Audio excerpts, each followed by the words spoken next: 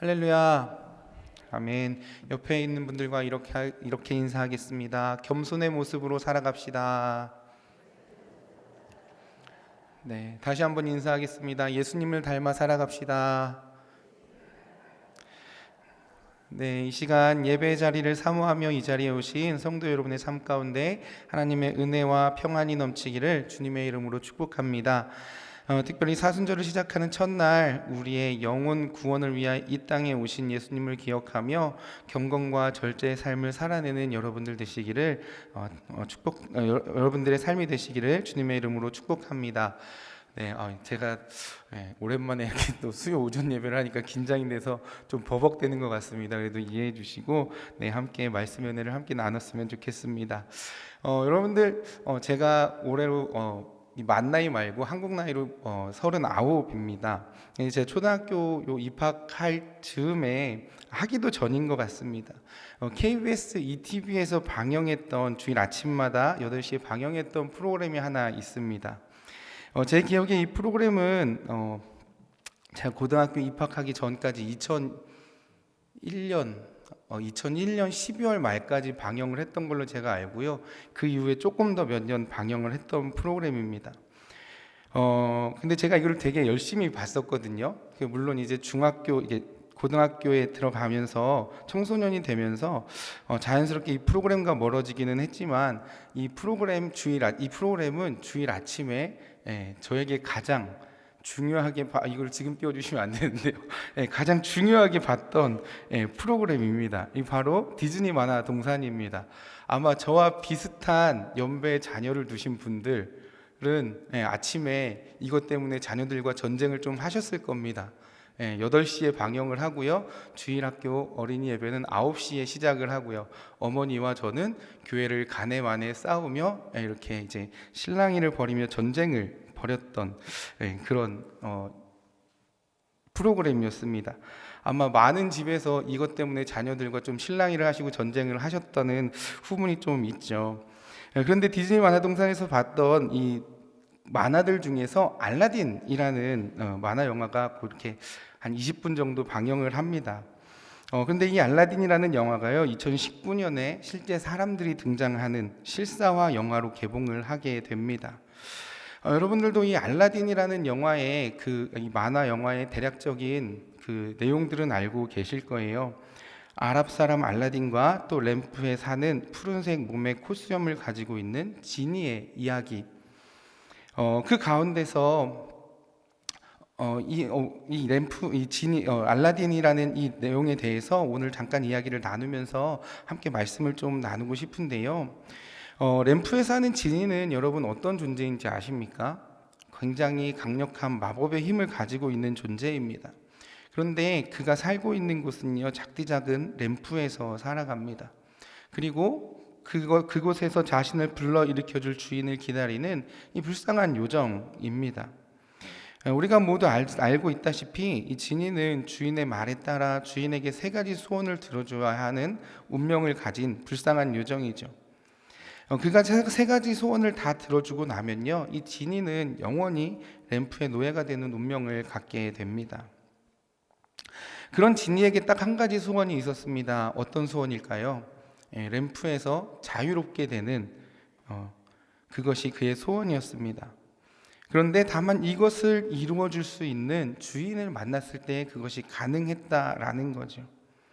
자신의 주인이 3가지 소원 중 하나를 이야기하면서 나는 내가 자유롭게 되기를 원해 라는 이 주문이 있어야 이 지니가 자유롭게 될 수 있었다는 거예요. 그러다가 이 지니 램프의 요정이 주인을 만나게 됩니다. 영화에서는 거의 1만 년이라는 시간 동안 자신이 이 자그마한 램프에 갇혀 있다가 내가 드디어 너를 만난 거야, 알라딘 너를 만난 거야 라고 이야기를 합니다. 지니는 알라딘에게 또 이야기를 해주죠.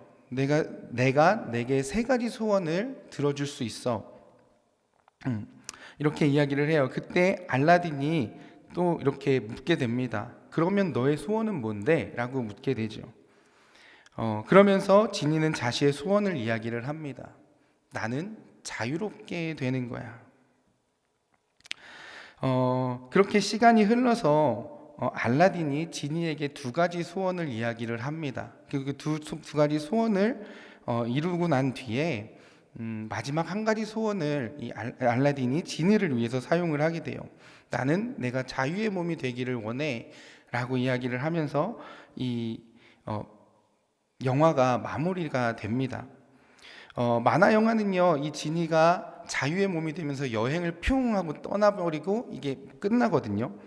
근데 이제 그 외에 각종 단편이나 후편에서는 여전히 다시 지니는 알라딘 옆에서 그의 삶을 도와주는 조력자가 됩니다. 조금 남은 마법의 힘으로 알라딘의 부탁을 들어주고 알라딘을 위한 조력자가 되는 거죠. 어쨌든 기다림 끝에 자유를 얻게 됩니다, 지니는. 근데 아주 행복한 결말로 끝나는 이 만화 영화가 바로 이 알라딘입니다. 저는요, 이 영화를 보면서 어렸을 때는 재미있는 이야기 중 하나로 생각을 했습니다.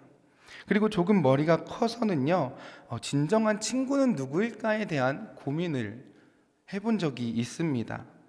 야, 만약에 나에게 이런 친구가 있다면 어떨까 하는 생각을 해봤고요. 그리고 오늘 말씀을 준비하며 이 영화를 다시 한번 생각해 보게 됐습니다. 단순히 재미와 또 진정한 친구의 관계만 생각하게 할 영화가 아니었습니다. 왜냐하면 주인공인 알라딘과 램프의 요정 지니의 관계를 생각해 보며 나와 하나님과의 관계, 나와 예수님과의 관계는 과연 어떤 관계를 가지고 있는가? 이 둘의 관계를 보며 나는 예수님을 어떻게 생각하고 있는가? 이런 고민들이 되었기 때문입니다. 그러면서 생각해 본 첫 번째는 예수님을 대하는 우리의 태도는 어떠한가? 그리고 두 번째는 우리가 생각하는 예수님의 의미는 무엇인가? 그리고 세 번째는 예수님을 향한 우리의 신앙의 고백은 어떠한가에 대해서 한번 고민을 해보게 됐습니다. 과연 나는 예수님을 어떻게 생각하고 있고 예수님을 어떤 태도로 대하고 있고 어떻게 신앙을 고백하고 있는가?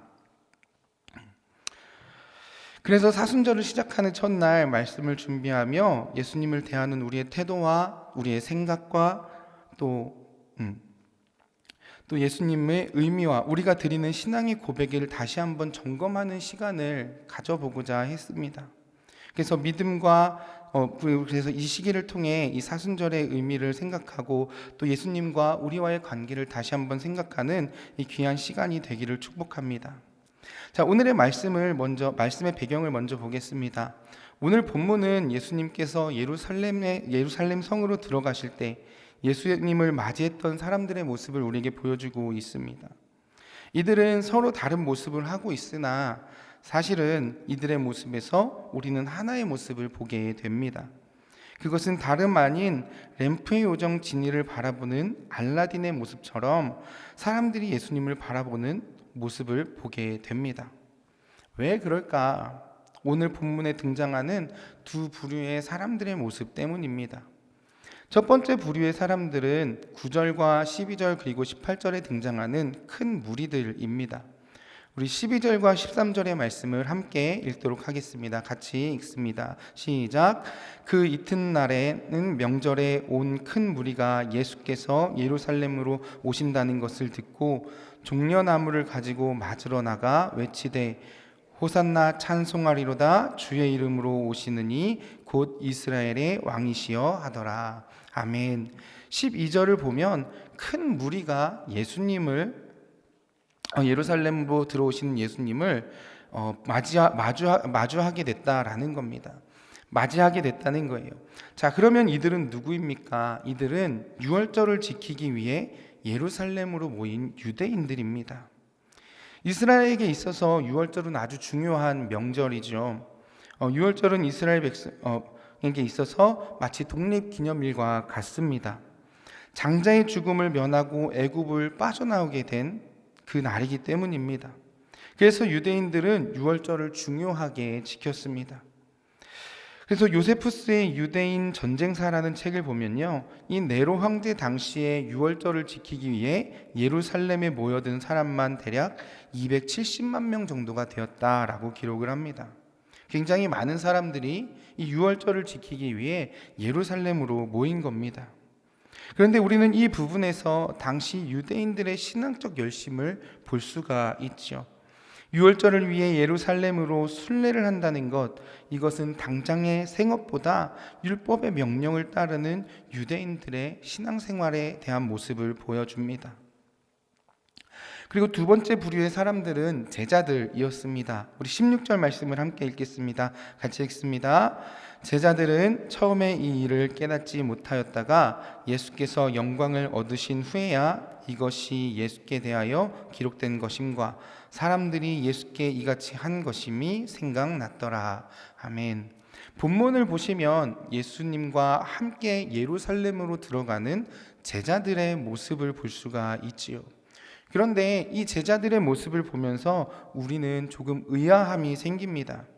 당시 제자들의 모습과 유대인들의 모습이 같았다라는 건데요.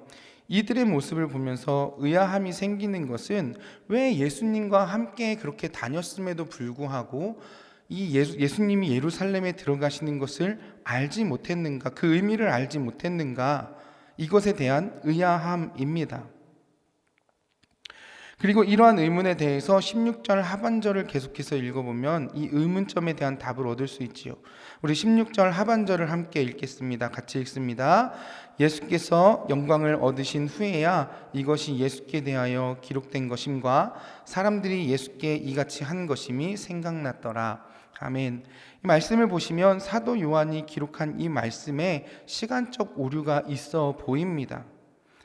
기록된 시기 그리고 사도 요한의 기록 방법에 반어법이 가미가 되어 있기 때문에 약간의 오류가 있어 보이기는 합니다.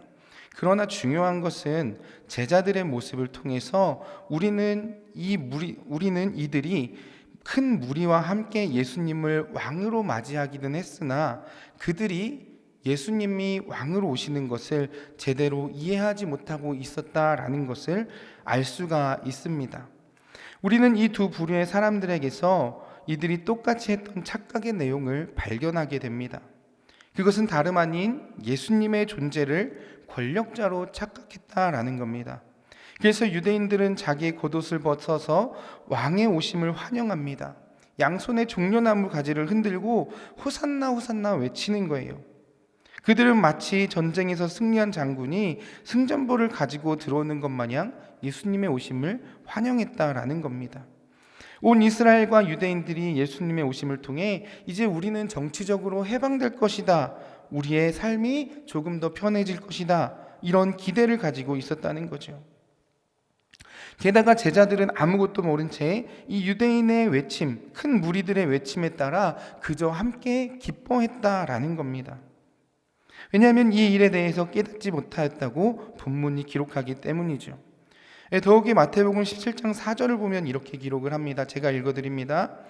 베드로가 예수께 여쭈어 이르되 주여 우리가 여기 있는 것이 좋사오니 만일 주께서 원하시면 내가 여기서 초막셋을 짓되 하나는 주님을 위하여 하나는 모세를 위하여 하나는 엘리야를 위하여 하리이다. 아멘. 베드로도 예수님의 뜻을 알지 못했다는 것을 보게 됩니다. 당시 예수님을 기다리던 모든 사람들은 예수님을 정치적인 왕, 군림하는 왕으로 생각을 했다는 거예요. 해방시켜줄 왕으로 생각을 했다는 겁니다. 그렇다면 왜 예수님이 예루살렘으로 들어오시는 그때에 수많은 사람들이 예수님을 그런 정치적인 왕으로 생각하며 추앙했을까요? 예루살렘에, 그것도 6월절에 수많은 사람들이 모여 있을 때 예수님께서 그곳에 들어가시게 됩니다. 그런데 그 앞에 무슨 사건이 있냐 하면 예수님께서 베다니에서 죽은 나사로를 살리셨다는 소문이 퍼지게 된 겁니다. 그리고 그곳에 모인 사람들은 그 소식을 다 듣게 됩니다. 왜냐하면 요한복음 11장 18절에서 이 베다니와 예루살렘의 거리를 약 5리쯤 된다라고 표현을 합니다. 심리가 4km입니다. 그러니 오리는 약 2km 정도 되는 짧은 거리입니다. 그러니 소문이 얼마나 빠르겠습니까? 그런데 그 일 때문에 많은 유대인들이 예수를 믿게 됩니다. 여기에는 단순히 유대인들뿐만 아니라 그 안에서 개종한 사람들도 분명히 있었을 것입니다. 그런데 이들이 예수님을 왕으로 생각한 것은 죽은 사람도 살리신 예수님이 이 구약의 예언처럼 유대인의 왕으로 오신다는 소식이 이 모든 사람들이 기다렸던 소식이었고, 또 그것을 통하여 우리의 꿈까지도 이루어 주실 수 있는 분이라는 착각을 하게 했기 때문입니다. 그래서 우리는 이들의 모습을 통해서 당시 유대인들이나 제자들이 예수님에 대해 얼마나 많은, 또 얼마나 잘못된 착각을 가지고 있었는지를 알게 된다는 것입니다. 왜 이들이 예수님이 예루살렘에 오신 것을 기뻐하고 환영했습니까? 9절과 18절의 말씀이 환영의 의미를 다시 한번 알려줍니다. 우리 9절과 18절 말씀을 함께 보겠습니다. 9절 먼저 읽습니다. 시작. 유대인의 큰 무리가 예수께서 여기 계신 줄을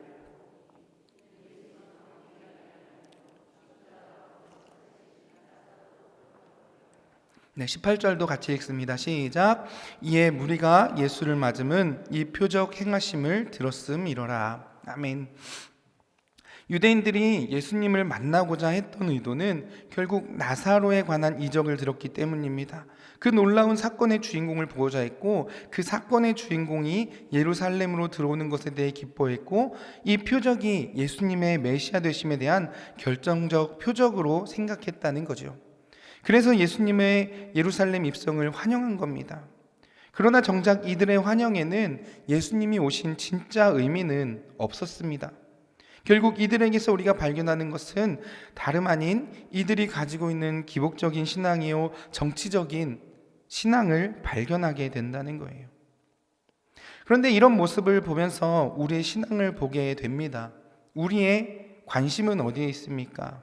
우리의 관심 또한 예수님이 어떤 모습으로 오셔서 무엇을 하셨는지에 대해서는 관심이 없습니다. 그저 유대인들과 제자들처럼 기복적이고 정치적인 종교 생활을 하는데 급급할 때가 더 많이 있다는 거죠. 그래서 예수님, 오늘 본문에 등장하는 예수님의 모습을 보면서 겸손하게 순종하시고 낮은 모습으로 오신 예수님을 기억하기보다 우리의 소원을 이루어 주시는 마치 램프에서 살고 있는 지니와 같은 예수님을 기억할 때가 더 많이 있다라는 거예요. 더욱이 오늘 본문을 보시면 예수님이 예루살렘으로 들어오시는 그 모습이 얼마나 초라한지 모릅니다. 우리 14절 말씀을 보겠습니다. 같이 읽습니다. 예수는 한 어린 나귀를 보고 타시니, 예수께서 예루살렘으로 들어오시는데 화려하게 오시지 않았습니다. 너무나도 초라한 모습으로 옵니다. 왕이라고 하시면서 오셨으면 조금 더 멋진 모습으로 그렇게 오셔야 하는데 그렇지 않으셨습니다. 대한민국에 50분의 예수님이 계십니다. 그분들의 사진을 보면요, 흰 백마를 타고 멋지게 흰 옷을 입고 사진을 찍으셨습니다. 그런데 성경에서 말씀하는 예수님은 정작 나귀를 타고 계셨다라는 겁니다. 그런데 여러분 한번 생각해 보십시오. 예수님의 첫 번째 모습, 예수님이 이 땅에 오셨던 그 첫 번째 모습, 화려한 모습이었을까요? 당당한 모습이었을까요? 멋진 모습이었을까요? 전혀 아니지요. 그 시작은 마구간에서 시작했었고요. 몸을 덮을 천조가리 하나, 베네저고리조차 없으셨을 것이며, 그 부모와 목동 그리고 동방박사들을 제외하면 그분의 탄생에 대해서 축하하는 사람 또한 없었다는 겁니다. 오히려 예수님을 죽이려는 권력을 가진 인물들이 있었습니다. 그리고 오늘 본문에서 하나님의 명령을 이루기 위해 예루살렘으로 들어가는 그 모습에서도 화려하거나 멋진 모습을 찾아볼 수 없습니다. 왜 예수님은 이런 모습으로 예루살렘에 들어가십니까? 그리고 그 모습이 가지는 의미가 무엇입니까? 예수님이 나귀를 타고 우스꽝스러운 모습으로 예루살렘에 들어가신 첫 번째 이유는 하나님의 언약을 이루시기 위해서였습니다. 스가랴 9장 9절을 함께 읽겠습니다. 같이 읽습니다. 시온에 따라 크게 기뻐할지어다. 예루살렘에 따라 즐거이 부를지어다. 보라, 내 왕이 내게 임하시나니 그는 공의로우시며 구원을 베푸시며 겸손하여서 나귀를 타시나니 나귀의 작은 것 곧 나귀 새끼니라. 아멘. 본문을 보면 하나님은 이미 스가랴 선지자를 통해 이스라엘을 구원할 메시아의 오심을 예언하고 계신 것을 우리가 볼 수 있습니다.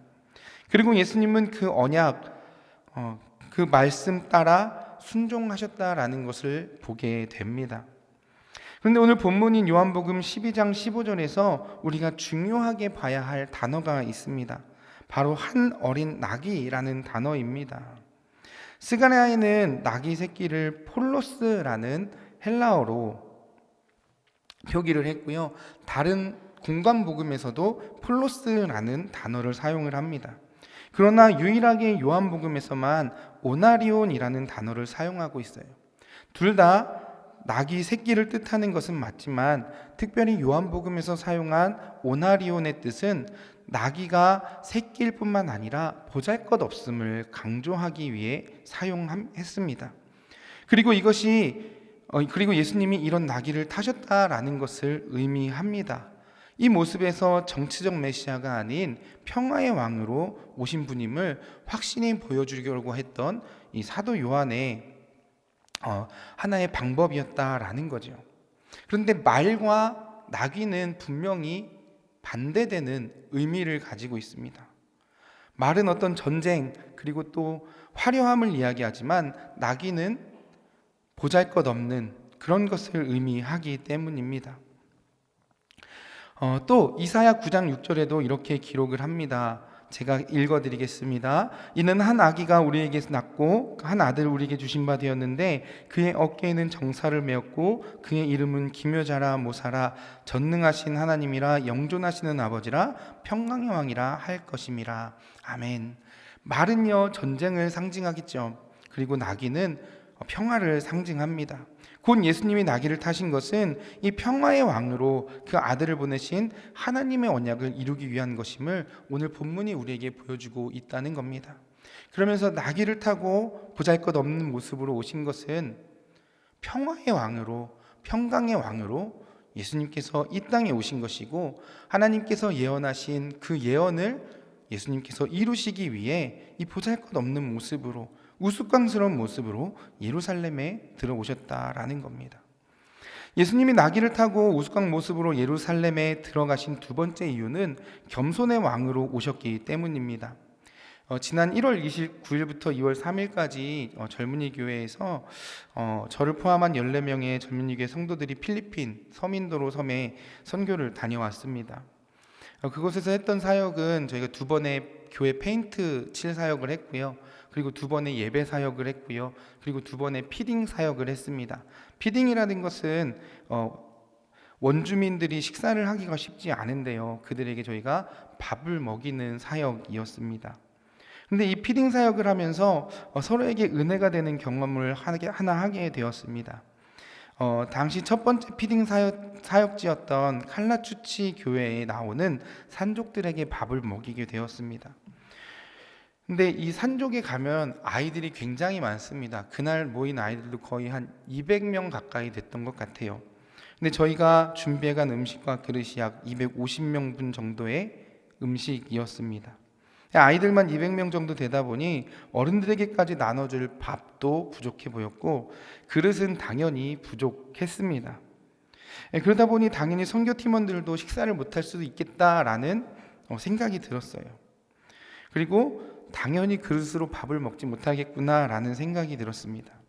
결국 이제 저희 부장님과 팀장님께 이야기를 해서 결정한 것은 다 나눠주고 혹시 밥이 모자라면 우리는 밑에 내려가서 먹는 걸로 나중에 식사하는 걸로 그렇게 하고 일단 밥이고 그릇이고 다 주자고 이야기를 했어요. 결국 예상했던 일이 벌어졌습니다. 식사는 아주 조금 남았지만 그릇은 다 떨어졌고 선교팀원들이 식사해야 되는 상황이 되었습니다. 저희가 어떻게 했을까요? 이거는 우리가 이제 더 이상 먹을 수 없는 거니까 우린 내려가서 먹어야겠다 이렇게 했을까요? 그렇게 하지 않았습니다. 결국 저희가 했던 방법은 밥에 반찬을 부어서 덮밥처럼 만들어서 비닐백에 담아서 밥을 먹는 것이었습니다. 오랜만에 군대 감성을 느꼈습니다. 와, 이렇게 내가 군대에서 밥을 먹었구나.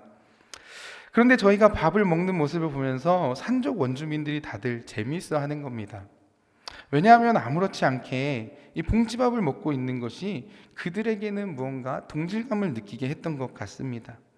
만약 우리가 그곳에서 이렇게 밥을 먹을 수 없다고 했다면, 그래서 밥 먹는 모습을 보이지 않았다면, 그들과 함께 식사하지 않았다면, 그들은 저희를 아마 이방인에 불과한 한 사람들로 생각했을 겁니다.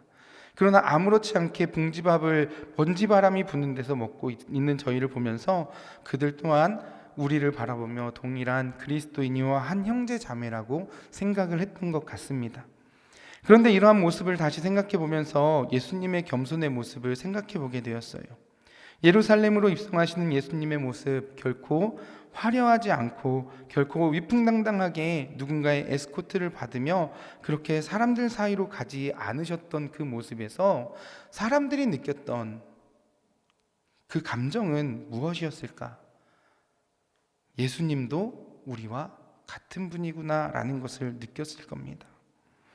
모든 사람들이 볼 수 있도록, 모든 사람들이 다가갈 수 있도록 모든 사람들 속에 그렇게 겸손하게 예수님은 오셨다라는 겁니다.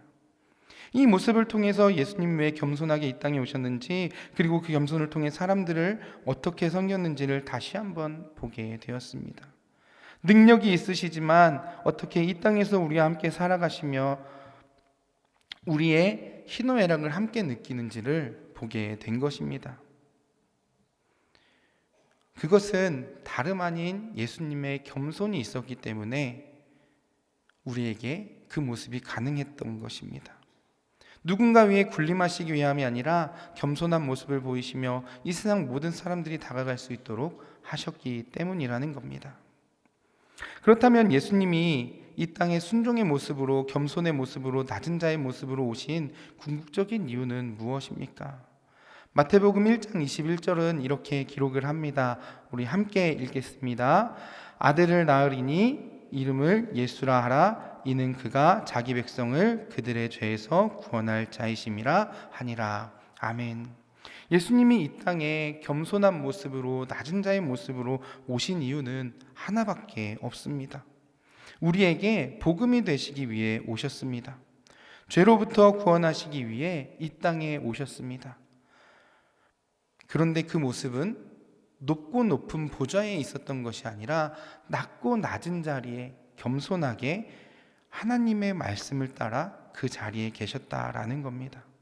물론 예수님이 이 땅에서 사역을 하시면서 병든 사람들도 고쳐주시고 죽은 사람도 살리시는 기적을 보여주셨고 이 줄인 사람들의 배를 채우신 것도 사실입니다.